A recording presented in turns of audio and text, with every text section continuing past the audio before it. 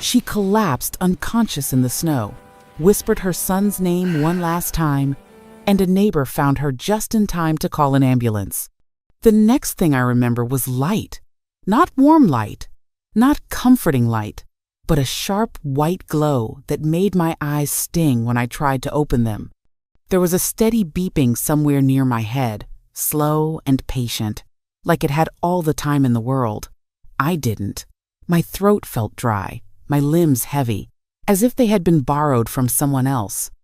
"Mrs. Hale? Can you hear me?" A woman's voice floated above me, calm, professional. I turned my head slightly and saw a nurse leaning over the bed, her expression gentle in a way that made my chest ache. She adjusted a blanket around my shoulders, and only then did I realize how cold I still felt, even here. "You're in the hospital," she said softly. "Jacksonville Memorial. You were brought in early this morning." Hospital. The word landed slowly. I tried to speak, but my lips barely moved. My mind searched for the missing pieces, grasping at shadows. Snow, darkness, a door that never opened. "How long?" My voice cracked before the sentence could finish. "You were outside for several hours," she replied. "You had severe hypothermia. Another hour out there, and—" She didn't finish. She didn't need to. I closed my eyes. Outside, the memory hovered just out of reach, like a dream that refuses to come into focus. All I knew was that I hadn't meant to be there. Not like that. When the nurse stepped away, I noticed my phone on the small table beside the bed. It was plugged into a charger, the screen dark. For a moment, I felt a flicker of relief. Maybe there were missed calls. Maybe Evan had panicked when he realized I was gone. I reached for the phone with stiff fingers and pressed the button. Nothing. No missed calls, no messages, no voicemail notifications. Just the time and date staring back at me, cruel in their simplicity. Christmas morning. My chest tightened, not with anger, but with something heavier. Understanding. Maybe. Or the beginning of it. A doctor came in later, a tall man with tired eyes. He explained my condition carefully, clinically, as if speaking to someone else. Hypothermia, dehydration, shock. He told me I was lucky, that a neighbor had noticed me slumped near a porch and called for help before it was too late. "A neighbor?" I whispered. "Yes, you were unresponsive when they found you." I nodded slowly. I wanted to ask more, but the words felt dangerous, fragile, like if I spoke them, something inside me would finally break. After he left, the room grew quiet again. The beeping machine resumed its steady rhythm. I stared at the ceiling, tracing faint cracks in the paint, and tried to understand how I had gone from planning Christmas dinner to lying alone in a hospital bed. I was 72 years old, a widow, a retired school cafeteria manager who had spent her life feeding other people, cleaning up after them, making sure everyone else had what they needed before sitting down herself.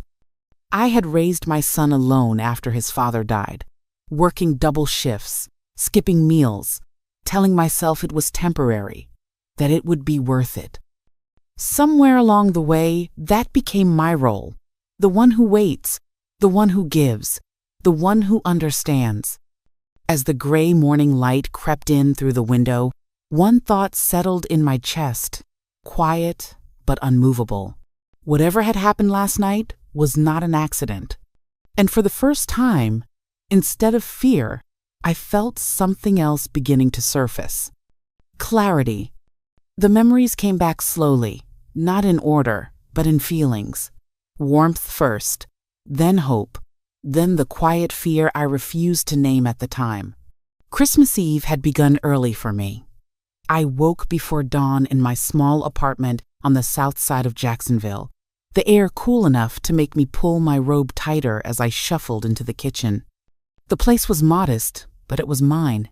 I put water on for coffee and stood there listening to the familiar hum of the refrigerator, letting myself believe that this day would be different. I had been invited. That alone felt like progress.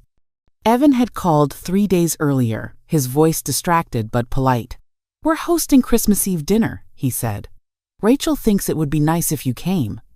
Rachel thinks, not Evan wants. I noticed it, but I told myself not to read too much into words. I had done that my whole life, translating disappointment into patience, neglect into understanding. I spent the morning preparing food the way I always had. I baked a pecan loaf Evan used to love when he was a boy, the kind with just enough sweetness to feel indulgent. I wrapped it carefully once it cooled, tying the ribbon twice so it wouldn't come loose. I made deviled eggs and a small container of my late husband's cranberry relish, the recipe written in his handwriting on a yellowed index card. While everything baked, I laid the gifts out on my bed. Nothing extravagant. A sweater for Evan I found on sale, a scented candle for Rachel, something neutral that wouldn't offend. For the grandchildren, books instead of toys. I had learned that lesson the hard way. Still, when I added up the receipts, my stomach tightened. Nearly a full month of careful saving gone in one afternoon. "It's worth it," I whispered to myself, smoothing the wrapping paper. "It's Christmas." Before leaving, I stood in front of the mirror longer than usual. My hair was thinner than it used to be, my face lined in ways I didn't always recognize. I pinned a small silver brooch to my coat, one Evan's father had given me years ago. It made me feel steady, seen. The drive over felt strangely quiet. I watched houses pass by, each one glowing with lights and movement, families already gathering. I practiced what I would say when I walked in. How proud I was of Evan. How grateful I was to be included. I even imagined Rachel smiling, really smiling, not the tight, polite version she saved for me. When I pulled up to their house, it looked perfect. Warm light spilled through the windows, cars lined the street. I could hear laughter even before I reached the door. I paused for just a second, my hand hovering over the bell. I told myself not to expect too much, that expectations were dangerous at my age. But hope has a way of sneaking in anyway, quiet and persistent. I rang the bell. The door opened, and Rachel stood there in a red dress, glass of wine in hand. Her smile flickered, brief and practiced. "Oh, hi, Margaret," she said. "You made it." I stepped inside, carrying the food and gifts, letting the warmth wrap around me. For a moment, I truly believed I had arrived somewhere I belonged. I didn't know yet that I was already being measured and found inconvenient. The warmth hit me first, not just from the heater, but from the noise. Voices overlapping, glasses clinking, music playing softly somewhere deeper in the house. It was the kind of sound that says you're late, that something has already begun without you. Rachel stepped aside just enough for me to pass. Not a full welcome, just space. "Everyone's in the dining room," she said, already turning away. "Why don't you set your things down in the kitchen first?" I nodded and followed her, careful not to bump into anyone as I moved through the hallway. Coats were piled on a bench, shoes lined up neatly by the wall, evidence of people who knew exactly where they belonged. The kitchen was bright and spotless, counters cleared except for trays of appetizers that looked untouched. I placed the pecan loaf and the relish beside them, arranging everything as neatly as I could. It felt instinctive, like muscle memory. I had spent decades doing this for other people, making things presentable, making myself small. "Can I help with anything?" I asked, turning toward Rachel. She didn't look up. She was chopping something at the counter, her bracelets clinking softly with each movement. "No," she said. "Just sit for now. We've got it." Sit. The word landed heavier than it should have. I took a seat at the small table by the window. From there, I could hear the dining room clearly. Laughter rose and fell in waves. Someone told a story that ended in applause. Another voice followed, louder, confident. Evan's voice. I waited for him to come find me. Surely he would. Any minute now. I imagined him walking in, smiling awkwardly, saying something like, "Mom, sorry, it's a little crazy in here." That was all I needed, a sign that he knew I was there. Minutes passed, then more. Rachel moved around the kitchen, busy but efficient, never once meeting my eyes. When I offered again to help, she sighed quietly, like I had asked for something unreasonable. "It's fine," she said. "You'll just get tired." The words weren't loud, but they were sharp. A reminder of my place, of my age, of my usefulness, or lack of it. I folded my hands in my lap to stop them from shaking. Through the doorway, I caught glimpses of faces I didn't recognize. Friends, maybe coworkers. People who knew Rachel well enough to hug her, to laugh easily in her home. I didn't recognize myself in that picture. At one point, I heard my name. Just once, followed by a pause, then a laugh that felt wrong. I couldn't hear what was said next, only the way the conversation moved on, smooth and unconcerned. I told myself not to be sensitive, that I was imagining things. Hosting was stressful. I knew that better than anyone. I had hosted countless dinners with a smile on my face and worry in my chest. But this felt different. This felt deliberate. Time stretched thin. The smell of roasted meat filled the air, making my stomach tighten. I hadn't eaten much all day, saving room for dinner, for the shared meal I believed was coming. When voices began to rise and chairs scraped against the floor, I assumed it was finally time. I smoothed my coat, stood slowly, and walked toward the dining room. As I reached the doorway, the conversation stopped. Every face turned toward me. Rachel froze mid-smile. Evan looked up, then away, his expression tightening just slightly, like a door closing. For a moment, no one spoke. Then Rachel laughed softly, the sound light but edged with something colder. "Oh," she said, "I didn't realize you were still here." The room seemed to shrink around me, and in that instant, I understood something I hadn't allowed myself to see before. I wasn't late to this dinner. I was never meant to be part of it. I stood there for a moment, unsure whether to move forward or step back. The silence in the dining room pressed against my chest, thick and uncomfortable. A dozen eyes watched me, waiting. For what? I wasn't sure. "I thought dinner was ready," I said quietly. My voice sounded smaller than I expected. Rachel's smile tightened. She set her glass down with deliberate care, as if she were choosing her next move. "We're about to eat," she replied.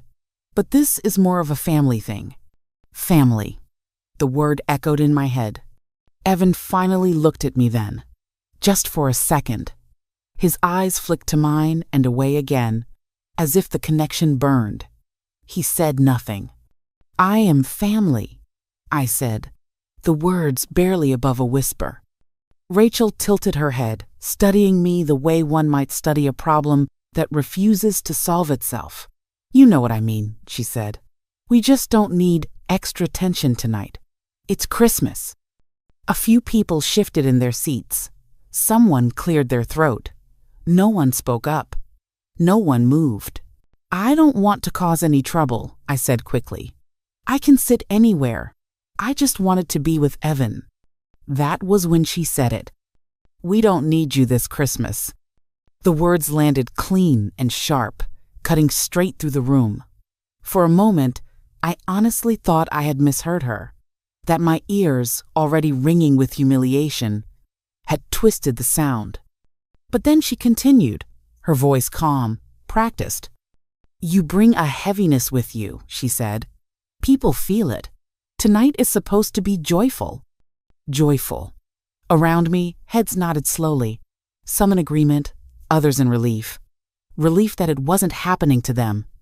I looked at Evan, I waited for him to say something, anything, to tell her she had gone too far, to tell me to sit down. He swallowed and shifted in his chair. "Mom," he said quietly, "maybe it's best if you step outside for a bit, just to cool off." Cool off. Something inside me fractured. Not loudly, but completely. I felt it happen. A clean break. The last piece of hope giving way. Rachel was already moving toward me. She placed a hand on my arm, firm but smiling, steering me toward the door like a hostess guiding a confused guest. "Let's not make a scene," she murmured. "We'll talk later." Later. Always later. The front door opened, and cold air rushed in, biting through my coat. For a split second, I expected Evan to follow us, to stop her, to say my name. He didn't. Rachel stepped back inside, her hand still on the door. "Just wait out here a minute," she said. "We'll come get you when things settle." Then the door closed. Not gently, not with regret. It closed with a solid final sound that echoed through the quiet porch. I stood there, staring at the wood, listening to the muffled laughter swell again inside the house. Music rose, brighter than before. A toast was made. Glasses clinked. They didn't even wait a full minute. I wrapped my arms around myself and tried to steady my breathing. Surely this was a misunderstanding. Surely someone would open the door any second. I raised my hand to knock. The handle didn't turn. That was when I realized I hadn't been asked to step outside. I had been sent away. At first, I told myself it would only be a minute, that someone would realize what had happened and open the door with an apology, maybe an embarrassed laugh. The porch light cast a dull yellow circle around my feet, and beyond it, the night stretched dark and unfamiliar. I waited. The cold crept in slowly, seeping through my coat, settling into my bones. Florida winters weren't supposed to feel like this, but that night the air was damp and sharp, the kind that clings to you. A thin mist hung in the air, cold enough to sting my face. I rubbed my hands together, breathing into them, listening. Inside, the laughter grew louder. I knocked once, gently. Then again, a little harder. Nothing. I pulled out my phone, my fingers already stiff, and called Evan. It rang longer than I expected. Just when I thought he wouldn't answer, his voice came through, strained and distant. "Mom." "I'm outside," I said quickly. "Rachel asked me to step out, but the door's locked." "It's cold, Evan. Could you please open it?" There was a pause. I could hear voices behind him. Music. Someone laughing at something he must have said. "Mom, not now," he replied. "You're making this awkward." Awkward. The word hit harder than the cold. "I just need a few minutes," I said. "I don't have my car keys on me. Please." He sighed, the sound heavy with irritation. "Rachel's really upset. You should just head home. We'll talk tomorrow." "Evan," I whispered. "It's Christmas Eve." Another pause. Then his voice lowered. "Don't make a scene." The line went dead. I stared at the phone for a long moment before the screen went dark. I tried calling back, straight to voicemail. Again, nothing. The mist turned to a light freezing rain, dotting my hair and coat. My fingers were numb now, my hands clumsy as I shoved the phone back into my pocket. I paced the length of the porch, trying to keep warm, my breath coming out in short, white bursts. Memories flooded in without warning. Evan, at 6 years old, curled up on the couch with a fever, while I held a cool cloth to his forehead. Evan, at 10, terrified of thunderstorms, crawling into my bed and gripping my arm until the thunder passed. I had been his safe place, always. Now I was standing outside his house, locked out like a stranger. My legs began to ache. a deep, spreading pain that made each step heavier than the last. I leaned against the wall, pressing my back to the cold siding, hoping it might block the wind. The cold had a way of sneaking in everywhere. My shoes, my gloves, my thoughts. A car passed slowly at the end of the street, headlights sweeping briefly over the porch before disappearing. I almost raised my hand, but it was already gone. The porch felt farther from the house now, like it had shifted, moved me away from everything warm and human. I tried knocking again, harder this time, my knuckles stinging. "Evan," I called out, "please." My voice sounded thin, unfamiliar. My knees buckled suddenly, without warning. I grabbed for the railing and missed, sinking down onto the cold concrete. The shock of it knocked the air from my lungs. I tried to stand, but my legs wouldn't cooperate. They felt heavy, useless. The rain soaked through my coat. My teeth chattered uncontrollably. My thoughts began to scatter, slipping out of reach. I pressed my hands to my chest, trying to slow my breathing. The porch light blurred, doubling, then fading at the edges. Somewhere far away, I thought I heard music swell again. I leaned my head back against the wall, my eyes fluttering closed. "Evan," I whispered, not sure if I said it out loud or only thought it. Then the cold took over, and everything went dark. When I woke again, it was to quiet. Not the sharp quiet of snow and night, but a softer one, padded and controlled. The beeping machine was still there, steady and patient, and the light in the room had shifted to a pale afternoon gray. For a moment, I couldn't remember where I was. Then the ache set in. My hands burned, my legs throbbed, and my chest felt tight every time I breathed. The hospital came back to me. A nurse noticed I was awake and came over, her shoes whispering across the floor. She smiled gently, the kind of smile people use when they're trying not to scare you. "You gave us a scare," she said, "but you're stable now." I swallowed, my throat raw. How long was I? Outside?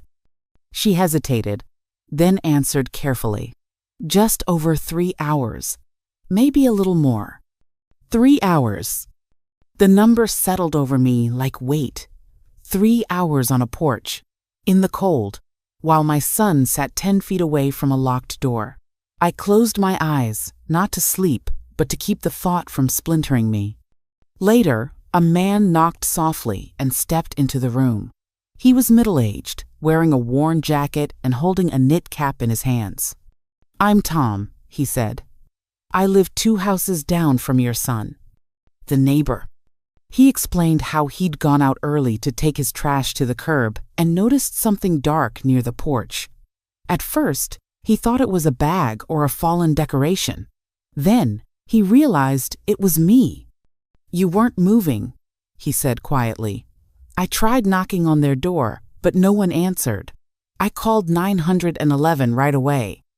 I thanked him, my voice thick. He waved it off, uncomfortable with gratitude. "Anyone would have done the same," he said, though we both knew that wasn't true.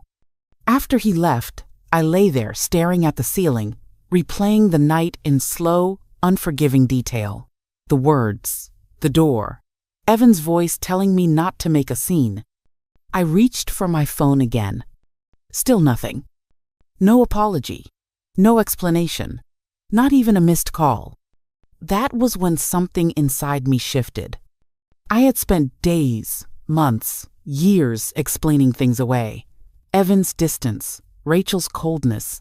I told myself they were busy, stressed, that I was sensitive, that I asked for too much by simply wanting to be included. But this wasn't a misunderstanding. This was a choice.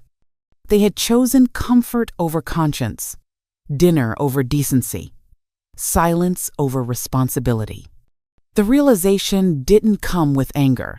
It came with clarity, a calm, steady understanding that felt almost worse. Because once you see something clearly, you can't unsee it. A doctor came in and went over my charts again. He told me I would need to stay another night for observation, that I was lucky. The word landed hollow. Luck hadn't put me on that porch. When the room was empty again, I turned my face toward the window. Outside, the world moved on. Cars passed. People walked by with coffee cups and coats zipped tight against the cold. Life continued, indifferent to the fact that mine had nearly ended on a stranger's porch. I thought about all the times I had told Evan, "It's okay," when it wasn't. All the times I had swallowed hurt to keep the peace. All the times I had chosen silence so others wouldn't feel uncomfortable. And lying there, weak and exhausted, I understood something I had avoided my whole life. Love that asks you to disappear is not love. It was the first honest thought I'd had in years. And once it surfaced, it refused to be pushed back down. The turning point didn't come with a phone call or a confrontation. It came quietly, the way most truths do, when you finally stop rushing past them. On my second day in the hospital, a social worker stopped by to help arrange my discharge. She asked routine questions about my living situation, my medications, my finances. When she mentioned follow-up care and whether I had family support, I hesitated. "I manage on my own," I said. She nodded and slid a clipboard toward me. "We'll just review your insurance and emergency contacts." As I scanned the forms, something caught my eye. A list of monthly expenses I didn't recognize, neatly printed from a financial summary pulled from my records. There were amounts highlighted in yellow, small but consistent. $200. Every month. Another one, $50. A third transfer marked Home Services. My heart began to pound, slow at first, then faster. "I'm sorry," I said, pointing. "What are these?" She glanced down. "Automatic transfers. They've been going out for a while. Looks like a couple of years at least." A couple of years. When she left, I asked for my phone and logged into my bank account. My hands shook as I scrolled. There it was, line after line of payments I had set up and then stopped noticing. Mortgage assistance to Evan's account.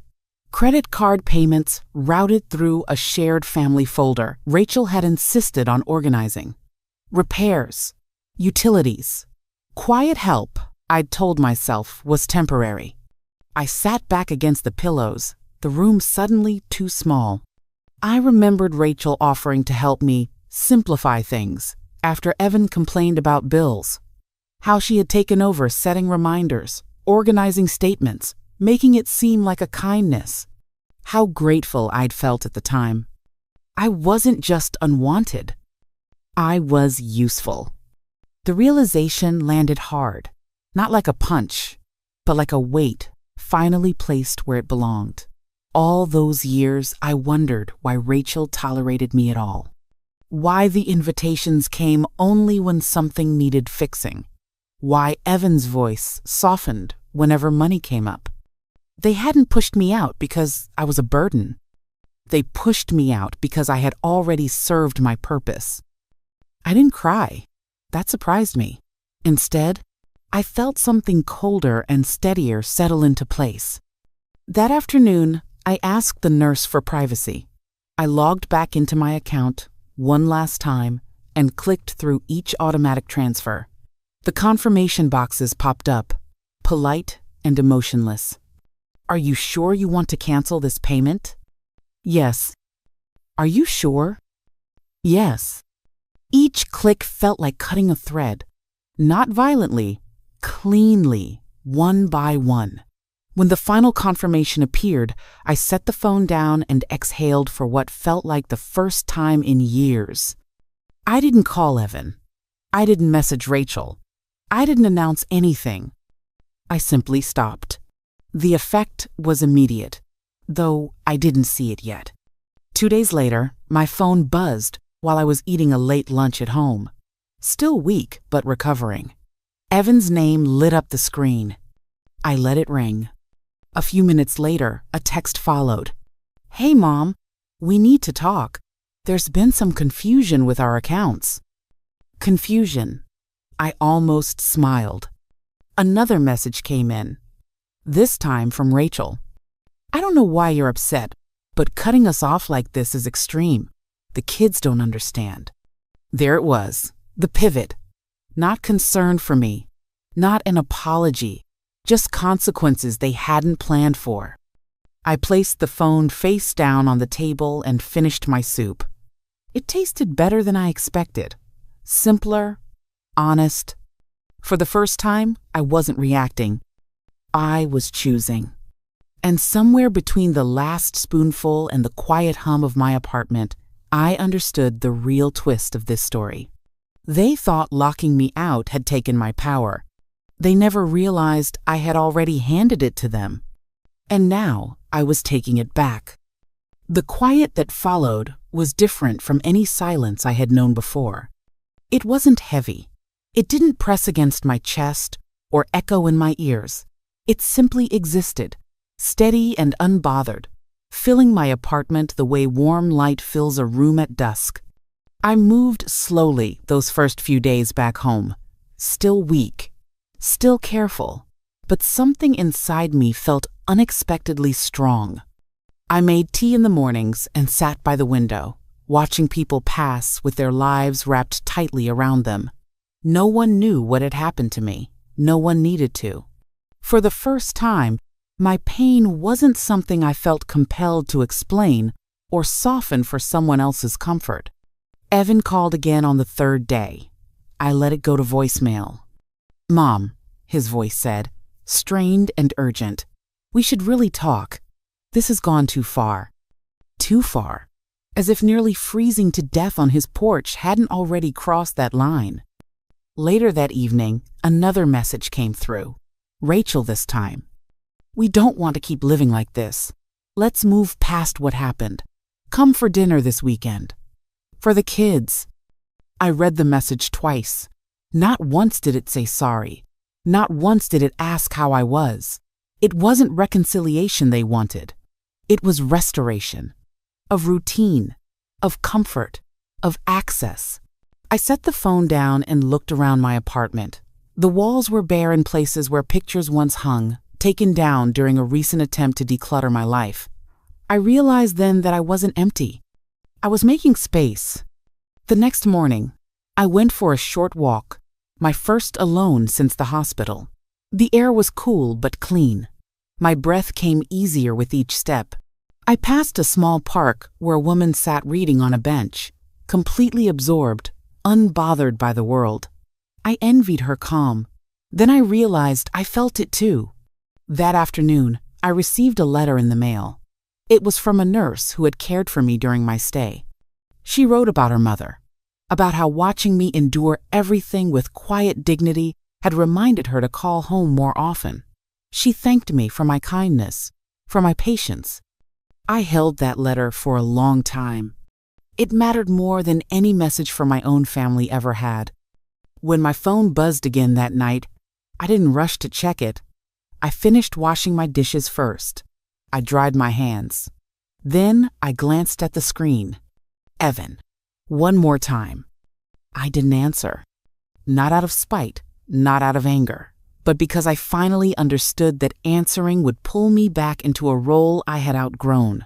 The one who explains, the one who forgives without being asked, the one who stays quiet so others don't feel uncomfortable. I wasn't that woman anymore. I turned the phone face down and switched off the lamp. The apartment settled into darkness, calm and safe. Outside, the city hummed softly, indifferent and alive. As I lay down, I thought about the night on the porch, about the cold, about the door that never opened. And then I thought about this moment, about the warmth I felt now, not from anyone else, but from within. I hadn't won anything. I hadn't gotten an apology. I hadn't been invited back into their lives on honest terms. But I had something better. I had my peace. And for the first time in a very long time, that was enough. In the end, what stayed with me wasn't the cold, the locked door, or even the hospital room. It was the quiet understanding that came afterward. The realization that love should never require you to beg, to endure humiliation, or to disappear just to keep others comfortable. What happened that Christmas night didn't break me. It revealed the truth I had spent years avoiding. And once I saw it clearly, I could finally choose myself. This story isn't about revenge. It's about awakening. About the moment you stop chasing warmth from people who keep you in the cold and learn to create your own. 5 life lessons from this story. 1. Love that makes you feel small is not love. If your presence is treated as a burden, the problem is not your worth, but their capacity to care. 2. Silence can be stronger than confrontation. You don't always need to explain your pain to those who refuse to listen. Walking away quietly can be an act of strength. 3. Boundaries are not punishment. They are protection for the parts of you that were ignored for too long. 4. Being family does not excuse cruelty.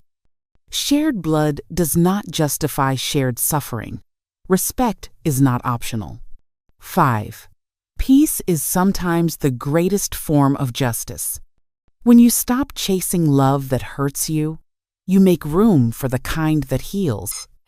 If this story resonated with you, take a moment to reflect. What lesson did you take away from it? And what city are you watching from today? Like, share, and leave a comment below. Your voice matters more than you think.